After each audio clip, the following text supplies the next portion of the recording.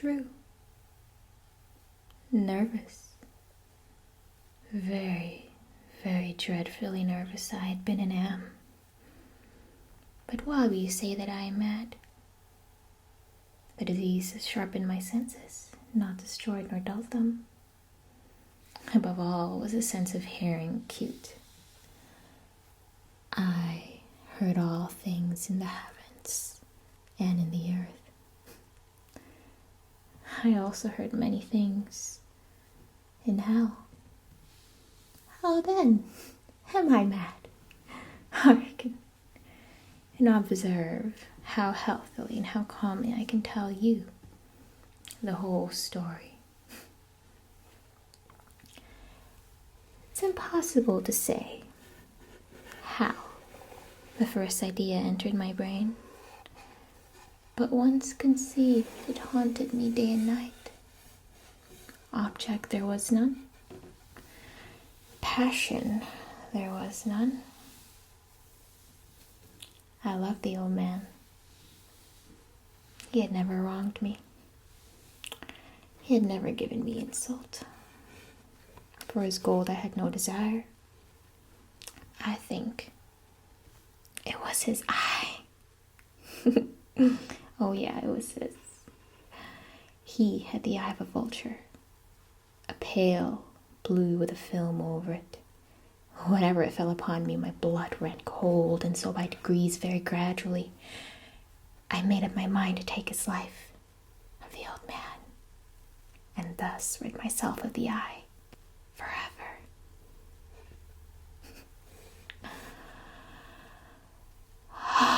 Now, this is the point.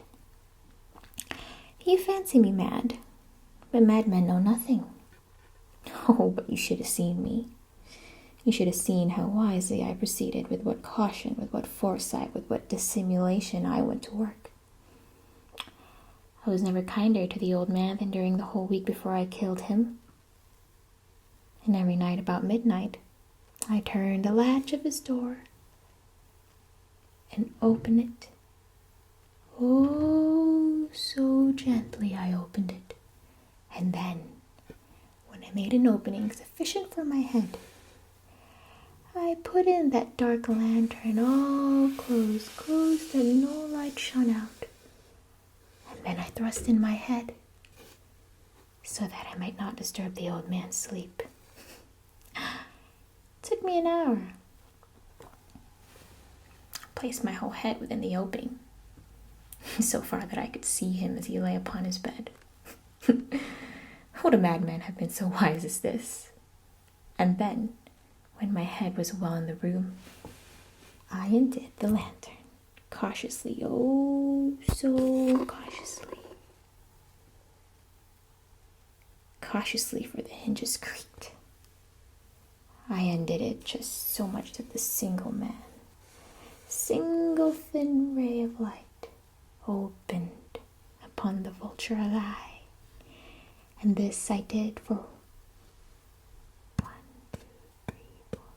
7 nights. Every night just at midnight. But I found the eye always closed, and so it was impossible to do the work. For it was not the old man who vexed me, but his evil eye. And every morning when the day broke, I went boldly into his chamber and spoke courageously to him, calling him by name, in a hearty tone, and inquiring how he passed the night. So you see, he would have been a very profound man indeed to suspect that every night just at 12, I looked upon him while he slept. Upon the 8th night, I was more than usually cautious in opening the door. A watch's minute hand moves more quickly than did mine. Never did before that night had I felt the extent of my own powers, of my sagacity. I could scarcely contain my feelings of triumph. To think that there I was, opening the door, little by little, and he not even to dream of my secret deeds or thoughts. I fairly chuckled at the idea, and perhaps he heard me, for he moved on the bed suddenly as if startled. Now you may think that I drew back, but no. His room was as black as pitch with a thick darkness, for the shutters were close fastened, through fear of robbers. And so I knew that he could not see the opening of that door, and I kept pushing it steadily, oh, steadily. Creeping in, I did. I had my head in and was about to open the lantern when my thumb slipped upon the tin fastening, and the old man sprang out of bed. He said, "Who's there?" I kept quiet still, and I said nothing. For a whole hour, I did not move a muscle, and in the meantime, I did not hear him lie down. He was still sitting up in the bed listening, just as I have done night after night, hearkening to the death watches of the evil. Presently, I heard a slight groan, and I knew it was the groan of the mortal terror. It was not a groan of pain or of grief. Oh no! It was a low, stifled sound that arises from the bottom of the soul when overcharged with awe. I knew that sound well. Many a night, just at midnight, when the world slept, it had welled up from my own bosom, deepening with its dreadful echo and the terrors that distracted me. As I say, I knew it well. I knew what that old man felt, and I pitied him. Although I chuckled at heart, I knew that he had been lying awake ever since the first slight noise when he had turned in the bed. His fears had become ever since growing upon him. He had been trying to fancy them causeless, but he could not. He had been saying to himself, "It is nothing but the wind in the chimney. It is only a mouse crossing on the floor." Or, "It is merely a cricket which I didn't single chirp. That's all it is, that's all." Oh yeah, he had been trying to comfort himself with these suppositions. But he had found all in vain.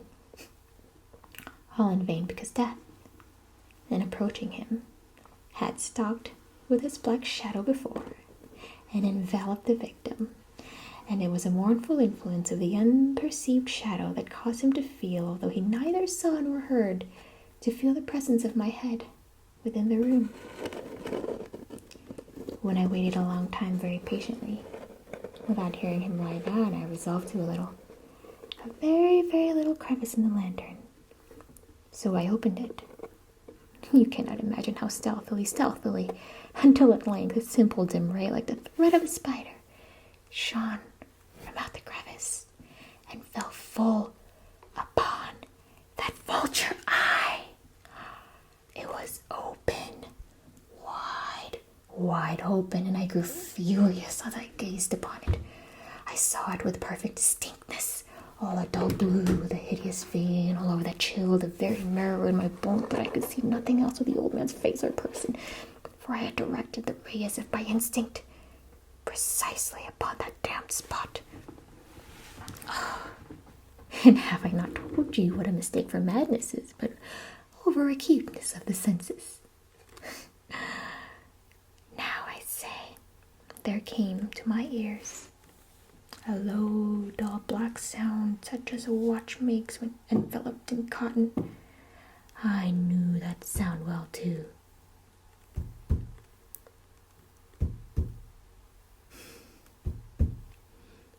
It was the beating of the old man's heart. It increased my fury as the beating of the drum stimulates the soldier into courage. But even yet I refrained and kept still. I scarcely breathed. I held the lantern motionless. I tried how steadily I could maintain the ray upon the eve. Meantime, the hellish tattoo of the heart increased. It grew quicker and quicker and louder and louder. Every instant, the old man's terror must have been extreme. It grew louder and louder and louder every moment. Do you mark me well? Have I told you not that I am nervous? So I am.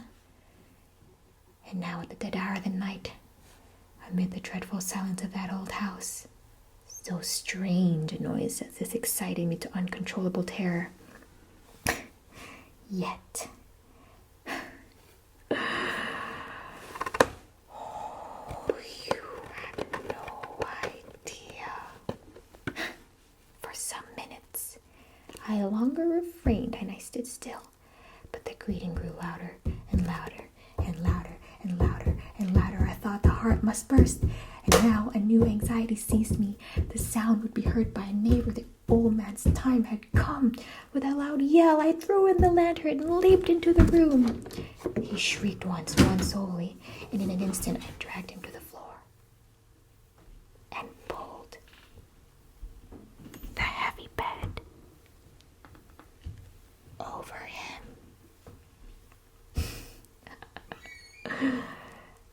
Bye-bye, old man. I then smiled gaily to find the deed so far done. But for many times, for many minutes, the heart beat on with a muffled sound. This, however, did not vex me. It would not be heard through the wall. At length, it ceased. The old man was dead. I removed the bed, and I examined the corpse. Yes, he was stone dead. I placed my hand upon the heart and held it there many minutes. There was no pulsation. He was stone dead. His Eve would trouble me no more. By that I meant a sigh. If you think me mad, you will think no longer when I describe the wise precautions I took for the concealment of the body. The night was waned, and I worked hastily but in silence. First of all, I dismembered the corpse, cut off the head, and the arms, and the legs. I then took up 3 planks from the flooring of the chamber and deposited all between the scantlings. I then replaced the boards so cleverly, so cunningly, that no human eye, not even his, could have detected anything wrong. There was nothing to wash out, no stain of any kind, no blood, no spot whatever. I'd been too wary for that. A tub had caught all.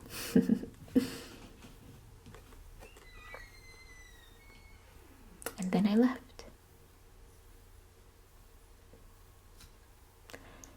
When I had made an end of these labors, it was 4 o'clock, still dark as midnight. As the bell sounded the hour, there came a knocking at the street door. I went down to open it with a slight heart, for what I had now to fear. There entered 3 men, who introduced themselves with very perfect suavity as officers of the police. A shriek had been heard by a neighbor during the midnight. Suspicion of foul play had been aroused. Information had been lodged in the police office, and they, the officers, had been deputed to search the premises. I smiled.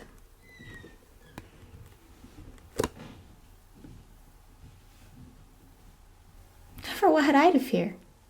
I bade the gentleman welcome. The shriek, I said, was my own, and the dream of the old man I mentioned was absent in the country. I took my visitors all over the house. I bade them search well. I led them at length to his chamber. I showed them his treasures, secure, undisturbed. In the enthusiasm of my confidence, I brought chairs into the room and desired them to rest from their fatigues, while I myself, in the wild audacity of my perfect triumph, placed my own seat upon the very spot beneath, which reposed the corpse of the victim. The officers were satisfied.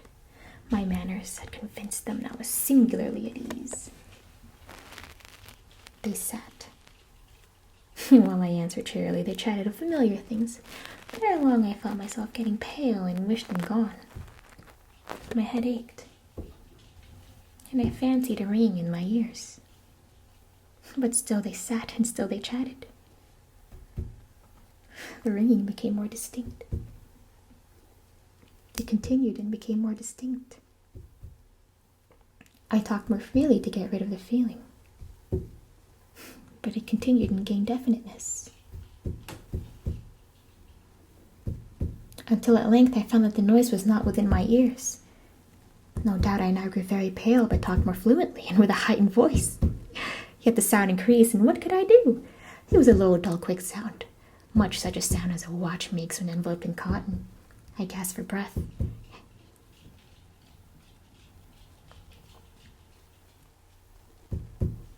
And yet the officers had heard it not.